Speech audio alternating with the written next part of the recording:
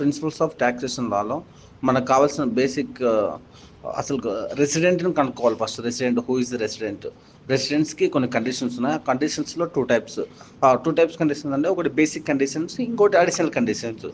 So ఈ first basic కండిషన్స్లో మనకి ఆ యొక్క కండిషన్స్ ఉన్నాయి. ఆ కండిషన్స్ ఫుల్ఫిల్ అయితేనే, సో ఏదర్ 1 or 2 ఏదో ఒకటి కండిషన్ ఫుల్ఫిల్ అయితేనే అప్పుడు మాత్రమే ఇతను రెసిడెంట్ అని మనం నిర్ధారించగలుగుతాం.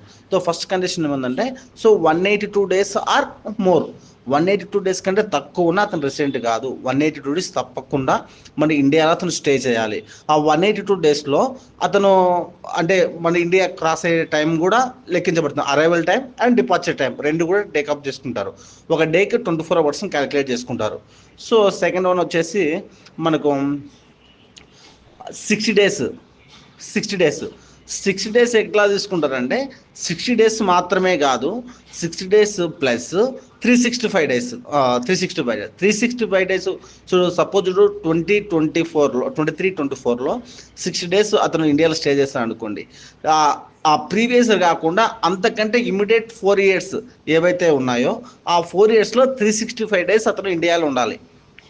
ఆ 60 days కాకుండా ప్రీవియస్ ఇయర్లో, ఆ ప్రీవియస్ ఇయర్ కంటే ముందు అంటే మనకు 23, 22, 21, 20, 21 ఈ ఇయర్లో మనకు 23 కాకుండా 22, 21, 20, 19లో ఈ 4 years మొత్తంలో కలిపి అతను 365 days ఇండియాలో ఉన్నట్లయితే అతను రెసిడెంట్గా తీసుకుంటాం.